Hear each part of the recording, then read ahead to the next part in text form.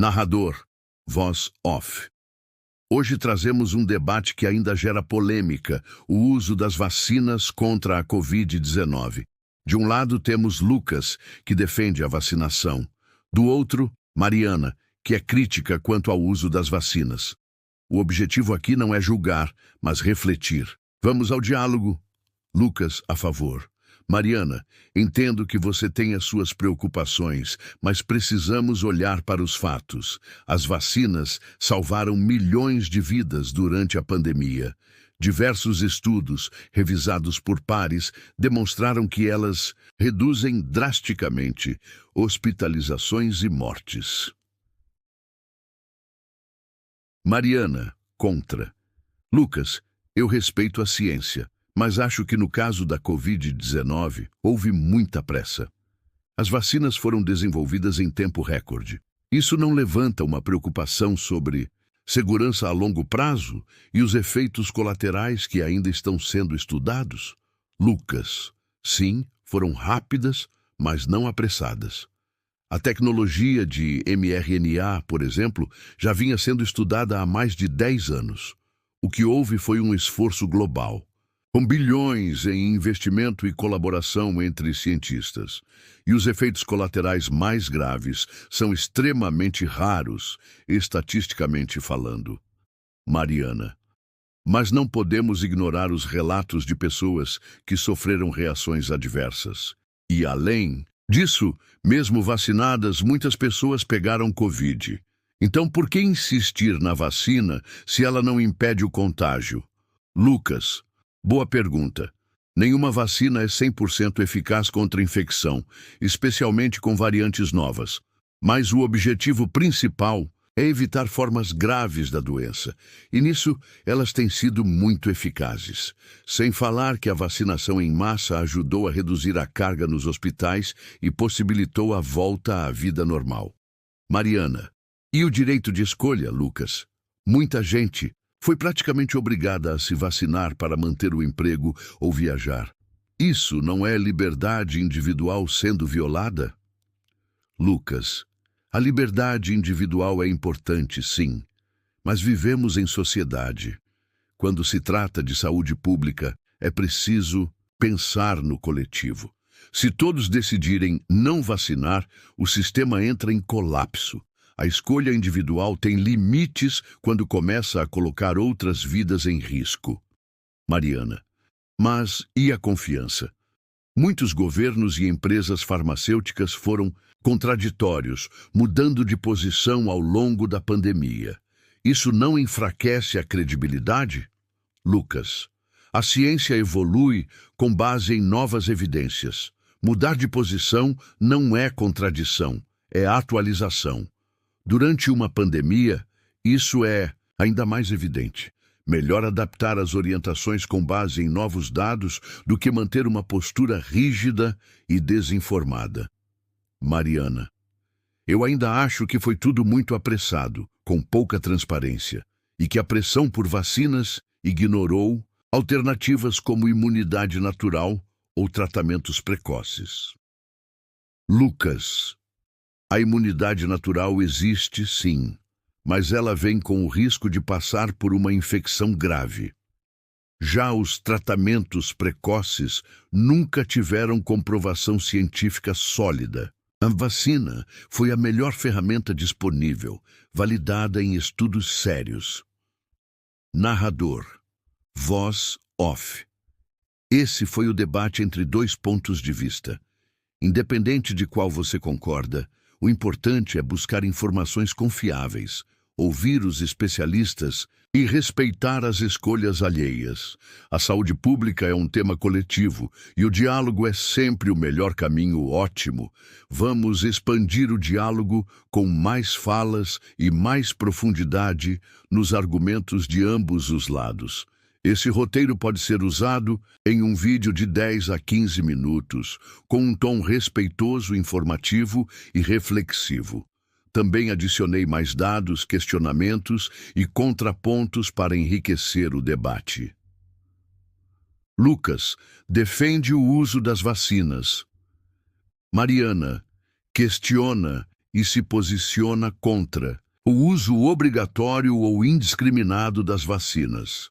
Lucas, Mariana, você sabe que eu respeito seus questionamentos, mas a questão é, sem a vacina, como teríamos enfrentado a Covid-19?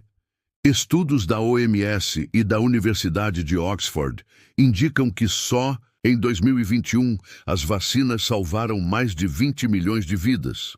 Isso não pode ser ignorado. Mariana.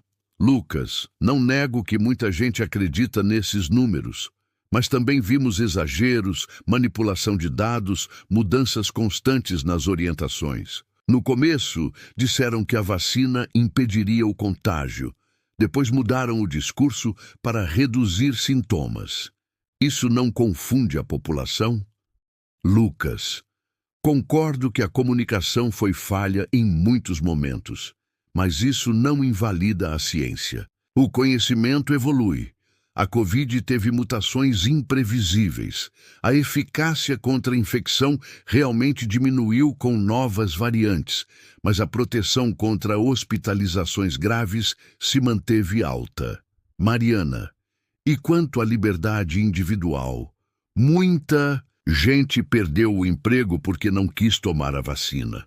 Pessoas foram chamadas de negacionistas, mesmo tendo dúvidas legítimas. A ciência não deveria acolher o debate ao invés de silenciar questionamentos? Lucas, sim, é essencial ouvir. Mas há uma diferença entre debate honesto e desinformação perigosa. Questionar é válido, mas muitos canais espalharam teorias sem base científica.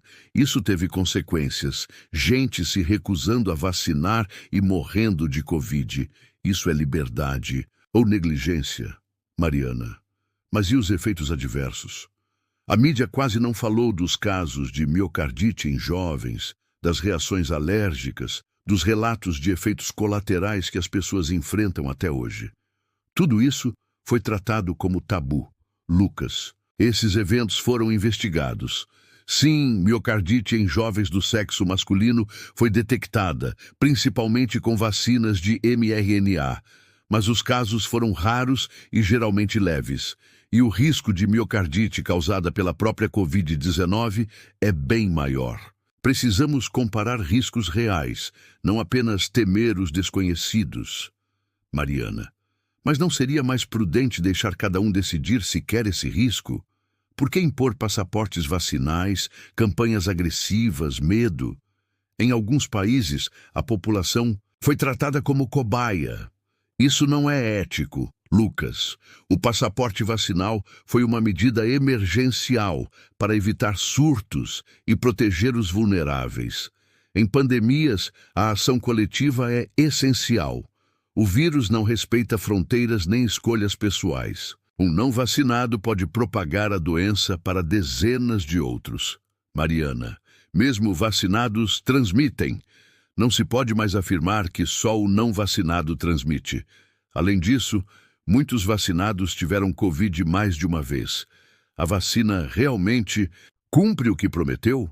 Lucas, ela nunca prometeu imunidade total, mas cumpriu sim, reduziu mortes, aliviou o sistema de saúde, evitou colapsos. É como usar cinto de segurança. Não garante que você vai sair ileso num acidente, mas aumenta muito suas chances de sobreviver. Mariana, mas se o vírus agora está mais leve e já temos imunidade natural em boa parte da população, por que ainda insistir em vacinas de reforço a cada ano? Isso virou uma indústria? Lucas, vacinas são ajustadas como a da gripe. O vírus muda e a resposta precisa acompanhar. A indústria lucra, sim, como qualquer setor, mas o lucro não invalida a eficácia. Temos que vigiar os interesses econômicos, mas sem descartar os benefícios reais. Mariana, ainda assim, acho que a confiança foi quebrada. O medo foi usado como ferramenta, e agora muita gente não acredita mais nem em vacina, nem em governo, nem em médicos. Isso é consequência do autoritarismo que vimos. Lucas, reconheço que erros foram cometidos, Mas jogar fora o valor da ciência por causa da má gestão é como culpar o avião pela falha do piloto. A vacina, quando bem aplicada, salva vidas. A desconfiança deve nos tornar mais críticos, não mais negacionistas. Mariana, então concordamos em algo. Precisamos de transparência, debate aberto, ciência com humildade e respeito às escolhas individuais. Lucas, concordamos sim. O problema não é questionar. É quando o questionamento vira desculpa para negar evidências sólidas. Precisamos pensar juntos, com empatia, e buscar o equilíbrio entre liberdade e responsabilidade. Cena final. Narrador. Voice off. Narrador. Num mundo polarizado, é raro ver dois lados conversando com respeito. A vacina contra a Covid-19 salvou vidas, mas também deixou feridas sociais. Só com diálogo, informação e empatia vamos construir pontes. Obrigado por assistir e até o próximo debate.